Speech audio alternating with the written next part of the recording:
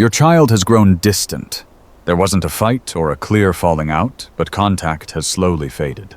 The phone calls became infrequent, the visits more spaced out, and what remains is a kind of silence that doesn't scream but weighs heavily. You find yourself wondering, where did I go wrong? Or on certain days, why did they drift away, if I was always here? Sigmund Freud believed that our deepest inner conflicts often stem from family ties. These bonds are some of the hardest to understand because they're burdened with centuries of unspoken expectations, inherited silence and pain passed down from one generation to the next. According to Freud, anything in childhood that wasn't emotionally processed, unlived love, suppressed anger, or emotional neglect tends to resurface later in life. It returns as symptoms unexplained distancing or broken relationships that seem to end without reason. Maybe that's exactly what you're going through right now. Freud warned that parent-child relationships are often marked by a form of ambivalence that few acknowledge. A child who once loved you deeply might, without realizing it, carry frustrations, unmet expectations, or unspoken hurt. Lacking the words to express any of it clearly, they may simply pull away. Sometimes this distance is an unconscious form of punishment. Other times, it's a defense.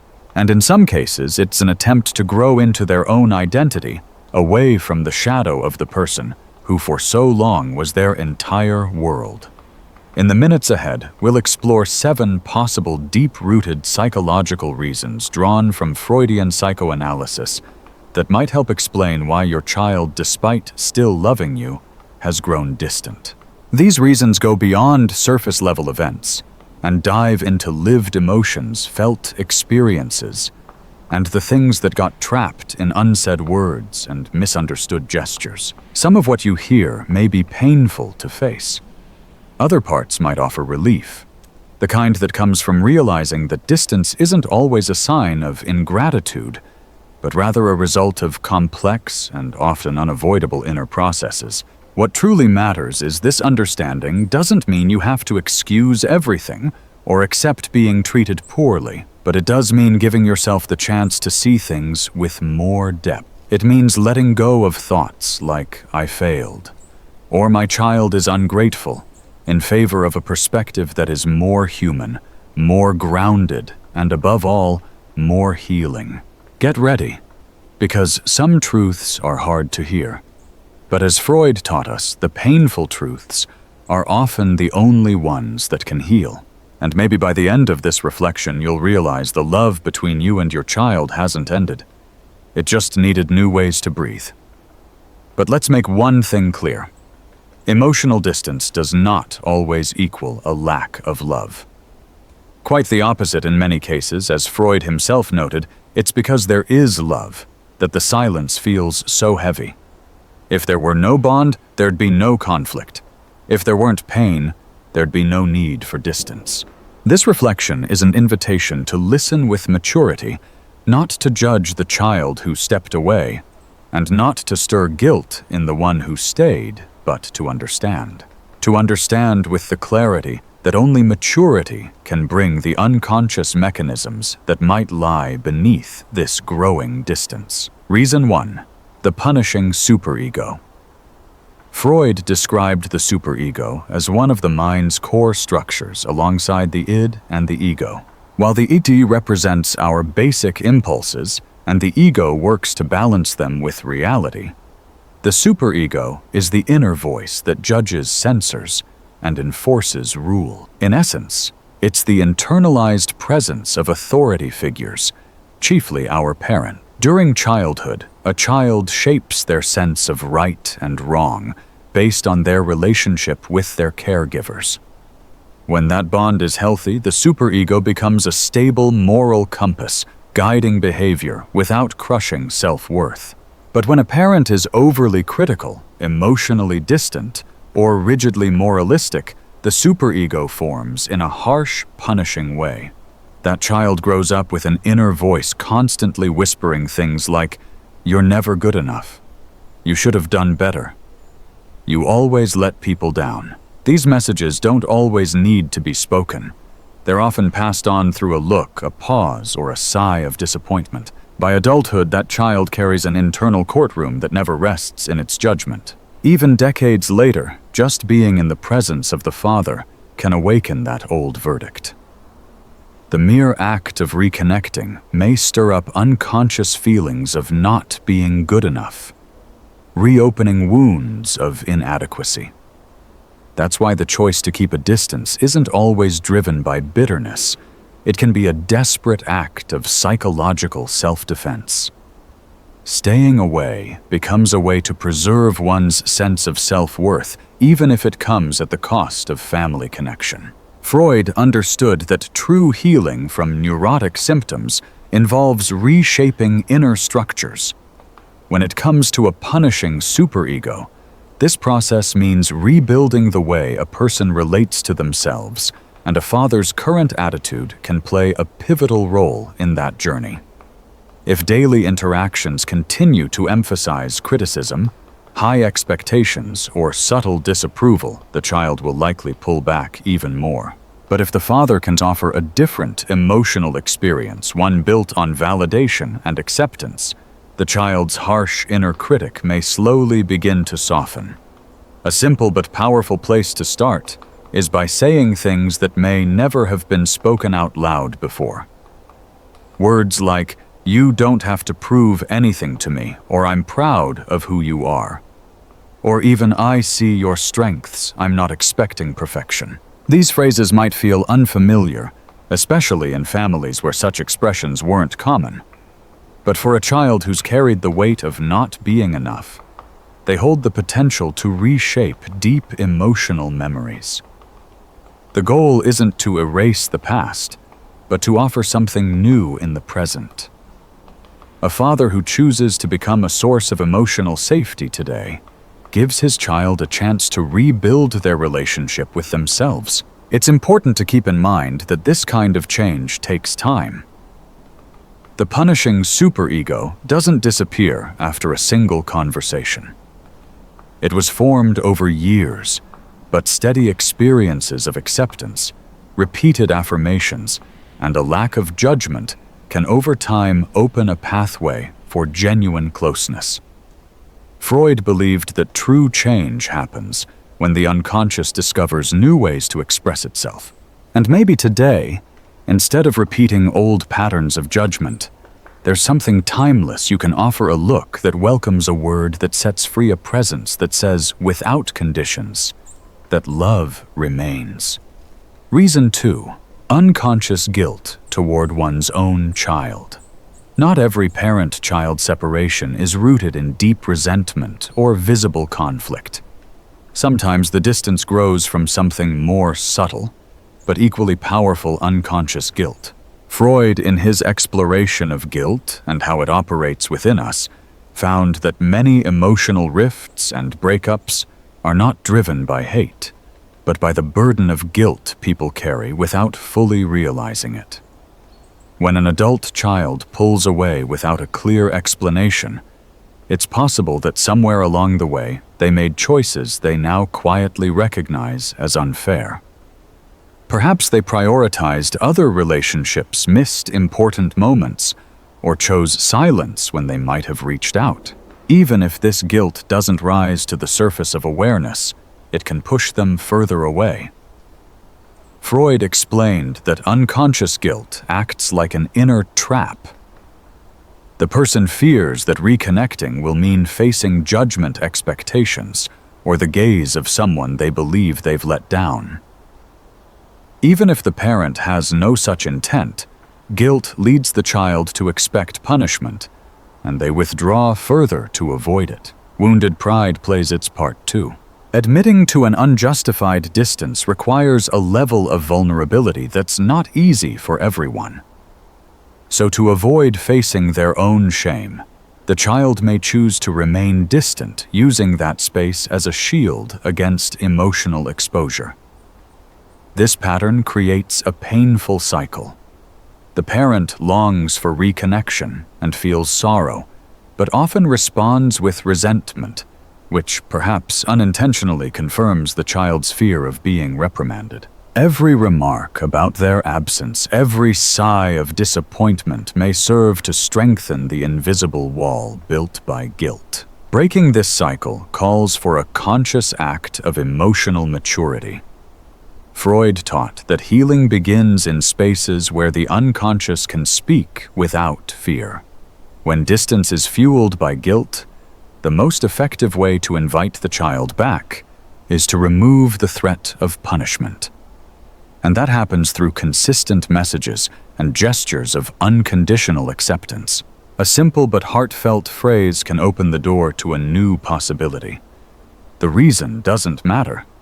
If one day you decide to come back, my love is still here. Saying this not only calms the unconscious fear of being judged, but also returns to your child the freedom to reconnect in their own time without pressure or shame.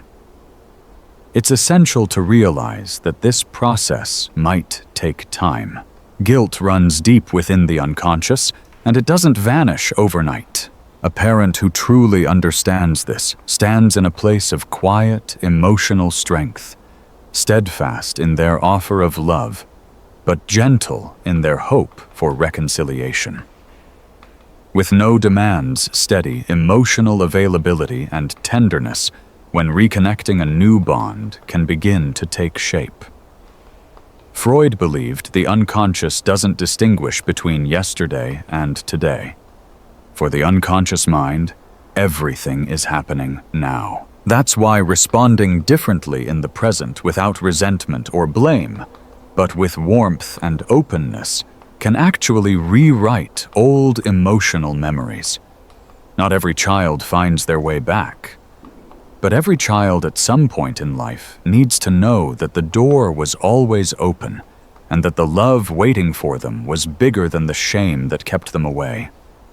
That quiet awareness, even if left unspoken, can, when the time is right, clear a path home that once seemed impossible. Reason 3. Identifying with the aggressor. Among Freud's most striking ideas is the concept of identifying with the aggressor. It's an unconscious survival mechanism in which someone, in order to emotionally endure a traumatic experience, begins to adopt the traits of the person who hurt them. Instead of remaining vulnerable, they become a mirror of the very behavior that wounded them. At first glance, it might seem irrational. Why would anyone become like the one who caused them pain? Freud explained it as a primitive form of self-protection. A child who feels powerless in front of someone who hurts them, whether through coldness, rejection, or absence, may unconsciously imitate the aggressor's ways. It's their mind's attempt to feel stronger, to stop feeling like a victim. Within a parent-child relationship, this can cause deep emotional confusion. If your child during their early years felt emotionally abandoned, constantly criticized, or only loved conditionally, they may have unknowingly learned that coldness is a powerful defense, that keeping their distance feels safer than being vulnerable, that staying quiet hurts less than opening up. As an adult now, your child might be repeating the same behaviors that once caused them so much pain. They might seem cold, distant, even indifferent, especially with you, the person who unconsciously symbolizes that early emotional wound. It's important to understand this isn't necessarily a conscious decision. Your child likely isn't trying to hurt you on purpose. They're simply using the emotional tools they developed to get through painful moments. When a parent is faced with this kind of behavior, coldness, distance, sarcasm, the natural reaction might be pain, anger, or even blame. After everything I've done, this is how I'm treated. And while that emotional response is perfectly human, it only serves to reinforce the cycle of hurt. A more mature response is to calmly recognize what's really happening, and even more challengingly, to acknowledge the role you may have played in creating that dynamic. Freud taught that healing comes through consciously facing emotional truths. If there were times when you were distant, too critical, or simply unavailable, Whether you meant to or not, acknowledging it can open a new doorway in the relationship. A simple, sincere statement shared without defense can shift everything. I realize I may have acted that way myself, but I'm here now in a different way. That kind of honesty has a powerful impact. It breaks the cycle. Instead of pulling away again, you're responding with awareness and emotional responsibility. You're giving your child a different experience, one where they feel seen and accepted without judgment. It might not lead to immediate change. The emotional coldness might linger. The process of unraveling an identity shaped by pain takes time. It's rooted deep in the unconscious in its most primitive layers. But your steady presence without demands, without blame, without drama, can start to soften the barriers they've built. Gradually, the drive to repeat old patterns begins to lose its grip. And in place of fear, something new might begin to grow, a kind of connection that feels freer, more genuine. Freud reminded us that while the unconscious is powerful, it's not unchangeable. Where there used to be a cycle of repeated pain, a conscious choice can emerge. And what's born from deliberate choice always carries more strength than what's repeated out of suffering. Reason 4. Repetition. Compulsion. Sigmund Freud devoted part of his research to a deeply puzzling human tendency. We often find ourselves repeating painful experiences, even when we don't want to. Even when it hurts, we somehow end up in the same kinds of situations, facing the same kinds of suffering. Freud referred to this as the repetition compulsion. This unconscious drive pushes us to relive unresolved trauma. The pain we once endured, but never truly processed emotionally, gets repeated, as if we're hoping without realizing it that things might turn out differently this time. But without awareness, the outcome is usually the same. The original pain resurfaces just wearing a new face. In the realm of parent-child relationships, this dynamic can be especially subtle and devastating. If your child during their early years felt emotionally abandoned, whether because of physical absence, emotional unavailability, or simply feeling unseen, there's a chance that abandonment became a relational blueprint. Not because your child is trying to hurt you, not because they've forgotten everything you did for them, but because deep down they're trying to take charge of an old wound by switching roles. By leaving first, they avoid being left again. By distancing themselves, they feel a sense of control over a hurt that once caught them off guard, defenseless. Being close to you might stir up those buried emotional memories. So the distancing may not be a conscious choice, but rather an automatic response, a way to shield themselves from what still aches. Freud believed the unconscious keeps replaying past wounds until we manage to work through the trauma. Until that happens, the person ends up reliving, projecting, and suffering all over again. If as a parent you respond to their withdrawal with blame, bitterness, or demands, you may unknowingly reinforce the trap of repetition compulsion. The child relives that early pain. Here come the accusations again. I'm not enough again. The same ache I tried so hard to escape is back again. The only way to break the cycle is to respond differently. Don't pressure. Don't demand explanations. Don't turn it into a dramatic confrontation. Instead, be steady. Be emotionally calm. Stay quietly present and reachable. Send a brief message on important dates. Nothing pushy. Let small, steady gestures show you're here. No rush, no pressure, no guilt. A different kind of emotional experience is needed to disrupt the unconscious loop. One where love doesn't come hand in hand with hurt. One where closeness doesn't feel like a battlefield. This kind of presence isn't easy. Parents feel pain to hurt, rejection, longing. But it's crucial to remember the goal isn't to shield yourself from temporary discomfort. It's to build over time a real chance to reconnect. Freud once said a symptom is a healing attempt.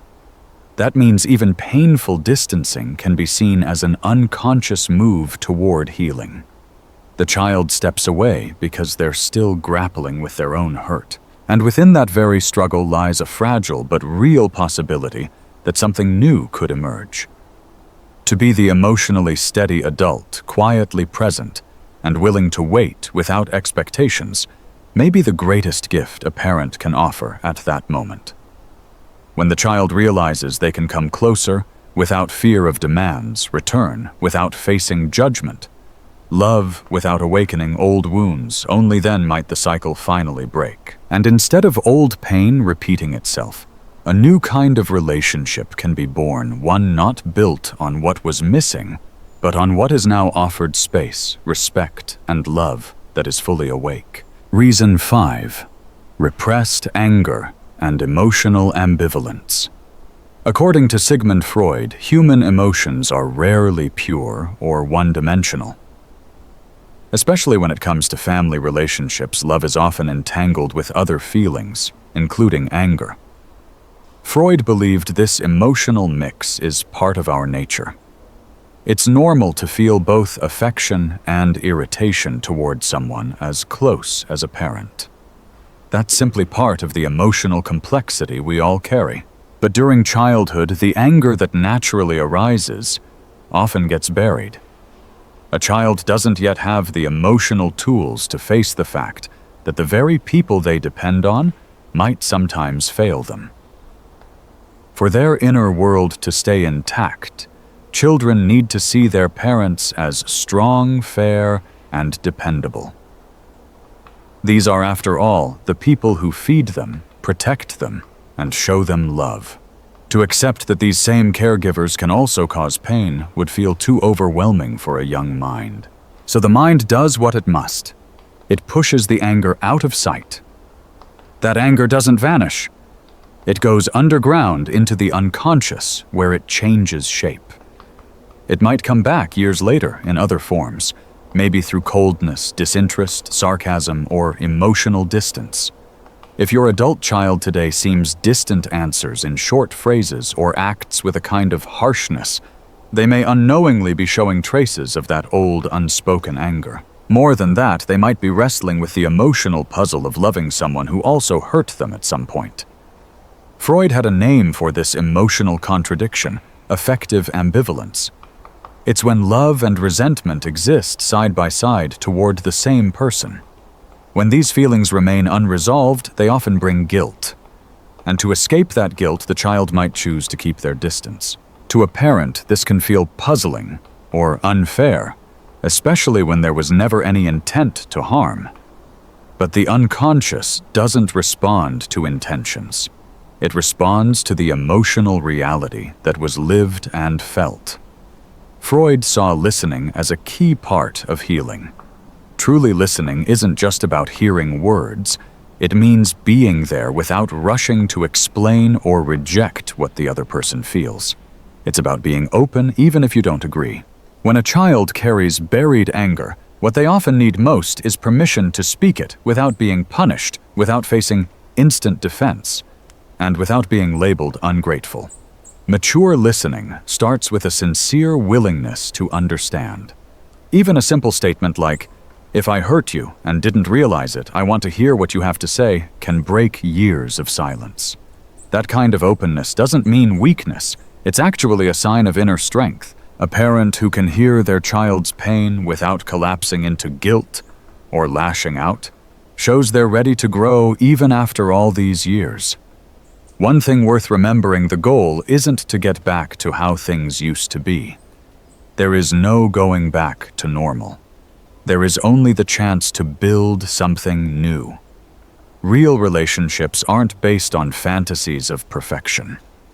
They thrive in spaces where people can make mistakes, forgive, and mature together. Offering that kind of space is a deep act of emotional maturity. It's recognizing that love isn't about being flawless. It's about staying present even in the face of someone else's hurt. Freud believed that where there is repression, awareness should emerge. And when awareness arrives at the right moment, it can turn resentment into conversation distance, into connection, and silence into a chance to meet again. Reason 6. Psychological autonomy. Sigmund Freud believed that shaping one's identity inevitably involves a process of separating from one's parents. This separation begins symbolically during early childhood and becomes more intense during adolescence.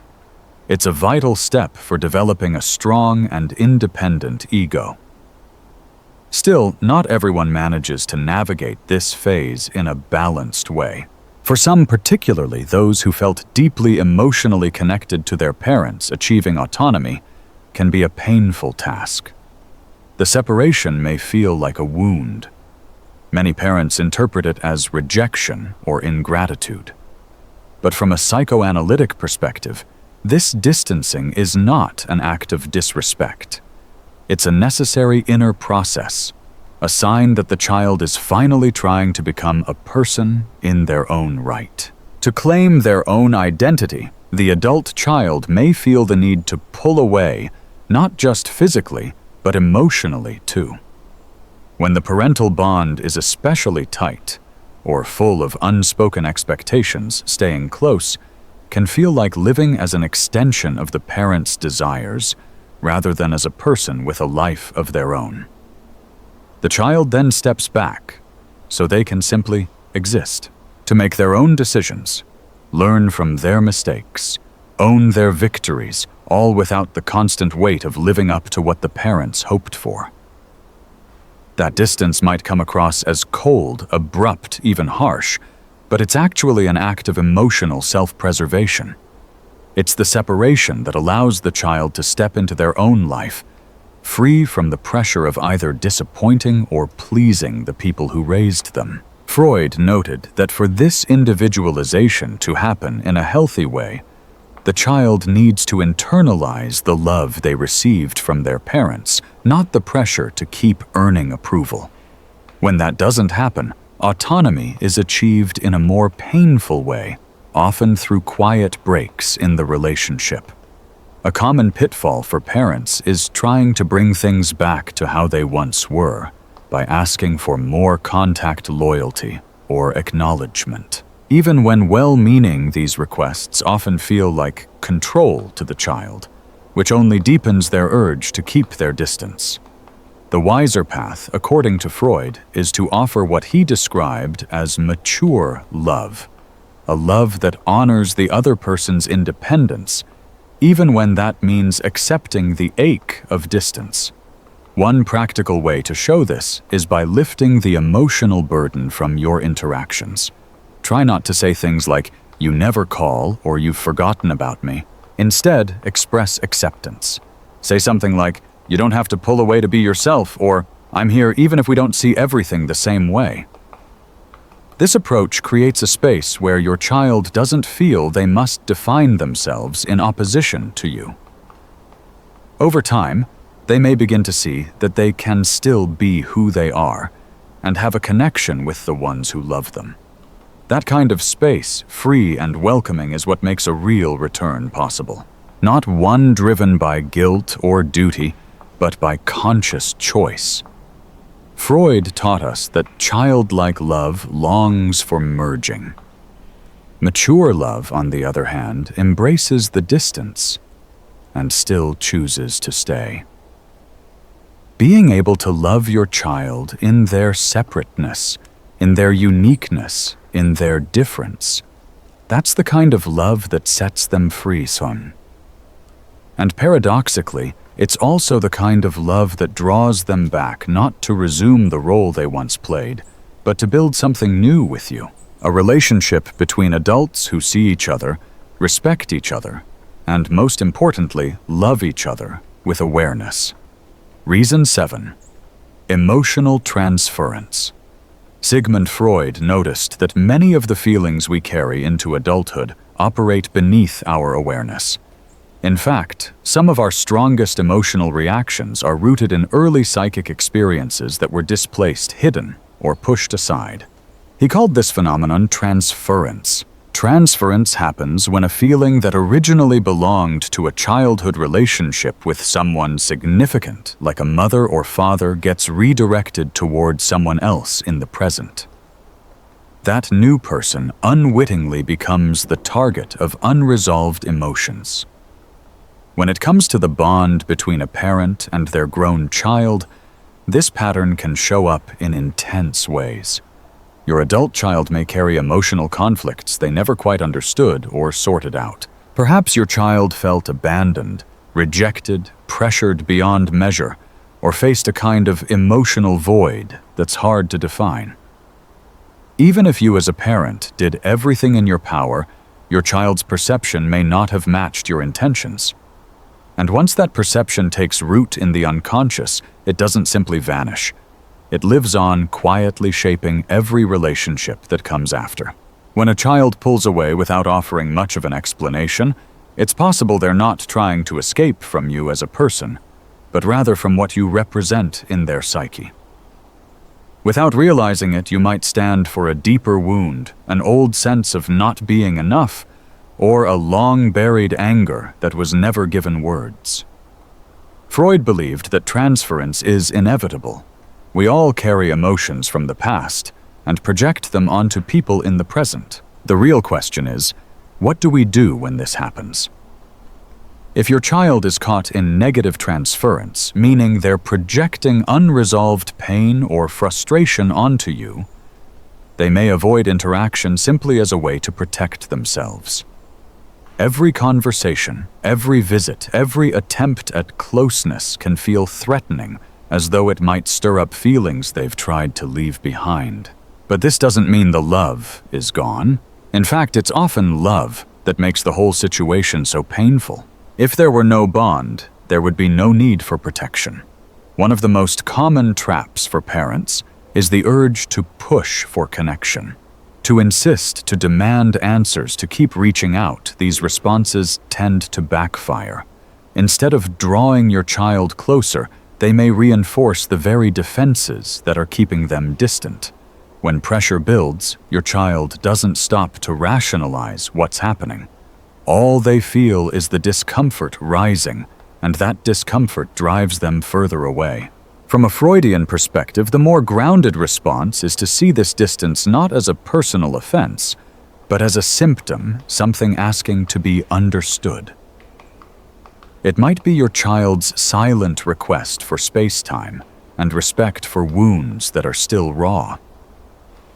A parent who can grasp this becomes emotionally present even in physical absence. You don't overstep. You don't make demands, but you also don't shut down. You keep the door open gently through a quiet message now and then, a small sign of care, without expectations, a look free of judgment. These modest gestures form a safe presence that over time may invite your child to soften their guard and reconsider the distance. Freud taught that healing doesn't come through direct confrontation, but by making space for the unconscious to speak safely. Sometimes healing between parent and child doesn't start with words. It begins with honoring the other's need for time. Time to come back. Time to heal.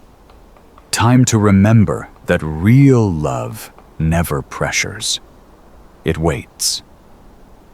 Freud believed that what we fail to understand becomes a symptom. The unconscious doesn't forget. It doesn't erase or discard. It stores pain, resentment, fear, keeping them in silence, waiting for a time when they might finally be seen. If left unacknowledged, these buried feelings return not as memories, but as patterns, as emotional distance, as silence, as absence.